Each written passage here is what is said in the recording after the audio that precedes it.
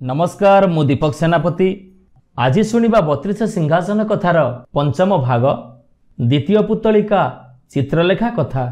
परिवेषण परशुराम बेहेरा।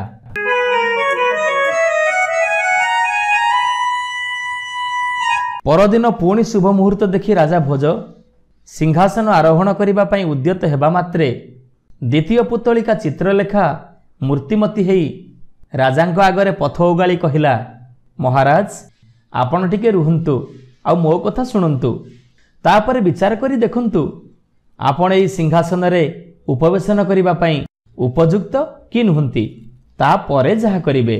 चित्रलेखार कथा शुणी भोजराजांक पाद सेइठी अटकी गला। एथर चित्रलेखा कहिबा आरंभ कला। विक्रमादित्य राजा हवा परे तांकर जश ख्याति चारिआडे व्यापीबाकू लागिला। प्रजा माने सुख शांति रे कालातिपात कले।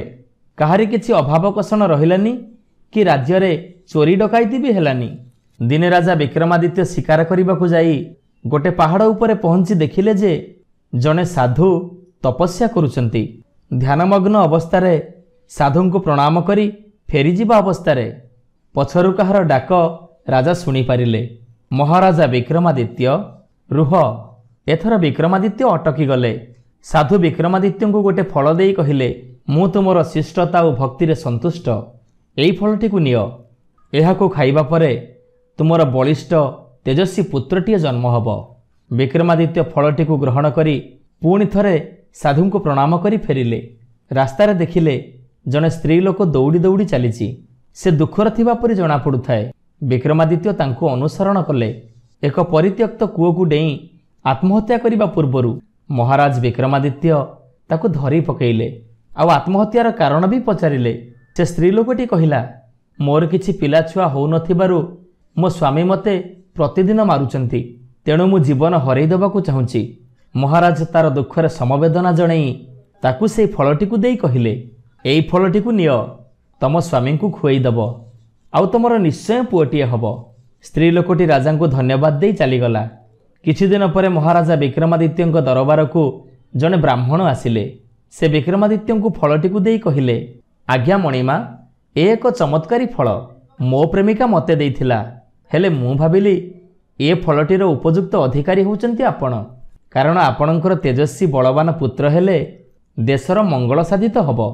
महाराज फलटी को नहीं से ब्राह्मण को पुरस्कार देई विदा कले। नारी जातिर कृतज्ञता संपर्क रे अवगत हेई राजांक मनरे दुख आसिला। एणु से फलटी को आउ काहारी की न देई निजर प्रियतमा रानी हाथ में अर्पण कले, कारण से रानी को प्राण दे भल पाउथिले।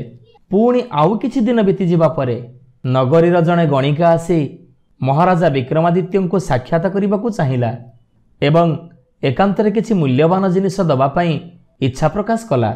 राजकर्मचारी विरोध सत्ते से जिद धरी बसिला। एक कथा जानी महाराजा विक्रमादित्य अनुमति प्रदान कले।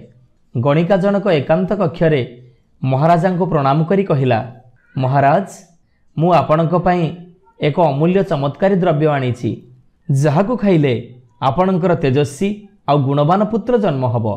आउ मु तो छार गणिकाटीए, मोर ए जिनिस कौनसी कामरे लागिबनी, एणु मु याकू मणिमांक पई नै आसीछि।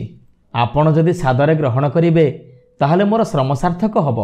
एई जिनिस को मोर प्रेमिक नगर कटुआला मते देइथिला। एहा कही गणिका राजा को से फलटी को देला। महाराजा से फलटी को बेस चिन्हि पारे। अबिकल सेई फल जहाकू सेदिन सिद्ध साधु जनक देइथिले। किछि आउ न कही गणिका को पुरस्कार दबा सहित धन्यवाद देई विदाय देले। तांकर प्रियतमा रानी जे चरित्रहीना ए कथा जानिबा परे तांकर मन विषण्ण हो गला। तथापि निश्चित हबा पई रानी अंतपुर को जाई से फलटी संपर्क रे रानी को पचारिले। महाराणी अभिनेत्री भली उत्तर देले, आपणकर कौन संदेह होउची? मु परा सेई दिन आपण जो दिन मते फलटी को देले मु तो सांगे सांगे खाइथिली। महाराज धरिथिबा फलटी को देखेई कहिले, ताहले एइटा कौन? सत कुह, तमे ए फल को काहाकू देइथिल? आखि सामने से फलटी को देखी महाराणी हतबाक हो गले। संगे संगे चेता हरई भूमि उपर लोटी पड़िले। गभीर दुख आउ अवशोष नहीं महाराज घन जंगल मध्य जाई तपस्या करने लगिले। एक कथा जानी देवराज इंद्र चिंतित हो पड़िले, कारण देवता और मानवंकर प्रिय महाराज विक्रमादित्यंकर अवर्तमान रे राज्य अराजकता सृष्टि हो पारे, अन्य कई शत्रु मध्य आक्रमण करिपारे। एणु से विक्रमादित्यंक राज्यर सुरक्षा पाई जड़े देवता पठेइले। से आसी राज्यर समस्त दायित्व सुचारू रूपे तुले चलिले। महाराज विक्रमादित्य तपस्यार विरत हो निज राज्य को फेरिबा मात्रे देवता जनक बाधा देले। से तांकु राजा बोली स्वीकार करने को राजी हेलेनी। मल्ल युद्ध पाई आह्वान देले। विक्रमादित्य मध्य एथिरे सम्मत हेले। शेषरे लड़ई हेला। देवता जनक परास्त हेई शेषरे निजर परिचय देले। महाराज विक्रमादित्य खुशी हेई देवराज इंद्रंक प्रति कृतज्ञता प्रकाश करी तांकु विदाय देबाकू चाहिए। देवता जनक विदाय नबा पूर्व कहिले, महाराज आपण को मु गोटे कथा कहि जाउछि, सेथिप्रति दृष्टि देई सतर्क रहिले। आपण निरंकुश राजचक्रवर्ती सम्राट रूपे सुशासन करिपारिबे। पूर्वजन्मर जन शत्रु ए जन्म रे आपण को विनाश करिबा पई जोगी बेसरे साधना करुछि। आपण ताकू मारि देई पारिले ही चिरकाल निरापद रहिबे। महाराज विक्रमादित्य देवतांकु विदाय देई राजमहल रे प्रवेश करी जानिले महाराणी निजर कृतकर्मर प्रायश्चित पाई विषपान करी आत्महत्या करिसेंती। रानी का स्मृति को पोछि देई से राजकार्य रे मन लगैले। किछि दिन पर तांको दरबार रे जन जोगी आसी पहुंचिले।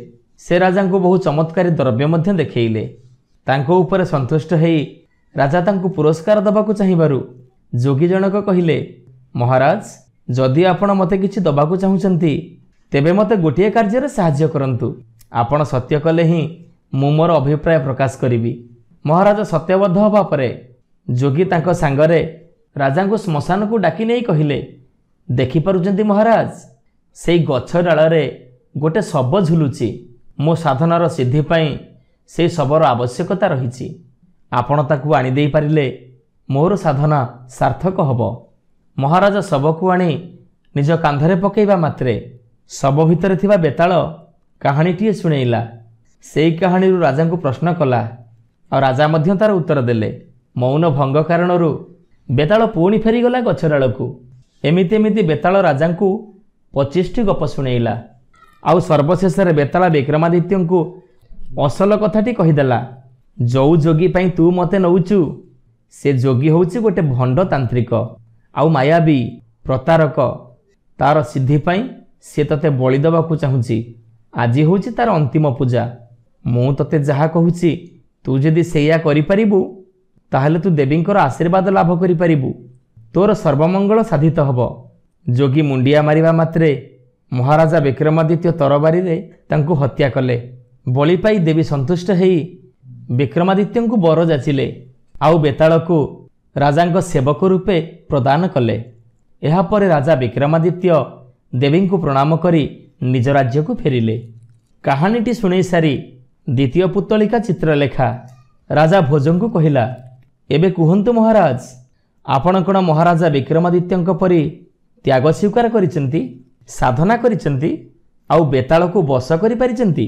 जदि हां ताहले ए सिंहासन आरोहण कर, नचेत ए सिंहासन ठारू दूरेई रुहंतु, आपणकर मंगल हबो। ए कथा सुनी राजा भोज आउ सिंहासन आरोहण पाई मन न बळेई निज महल को फेरी आसिले।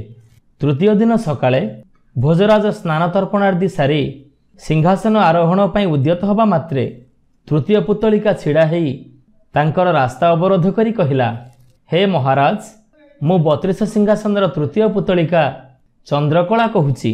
आपण ए सिंहासन लोभ मनरू पोछि दियंतु, कारण आपण केबे विक्रमादित्यंक परी न्याय विचार देई परिबेनी। तथापि मु जहा कहूची आपण शुणंतु। आजिर 32 सिंहासन कहानी को आमे एठी रखुछु। पुणी एक नुआ कहानी नहीं आगामी अध्याय रे आसीबु। सेतेबेले जाय विदाय दियंतु। नमस्कार। नमस्कार श्रोता बंधु, जदि आपण मानकु आम गप भल लागु थाए, आपण को मन को छु थाए, तेबे लाइक करंतु, सब्सक्राइब करंतु। सुंदर सुंदर कहानी नहीं आमे पुणी आपण पाखरे आगो को आसीबु। आपण सब्सक्राइब करिवा परे बेल आइकन को दबाइबा पई केबे भी भूलिबेनी। जय जगन्नाथ।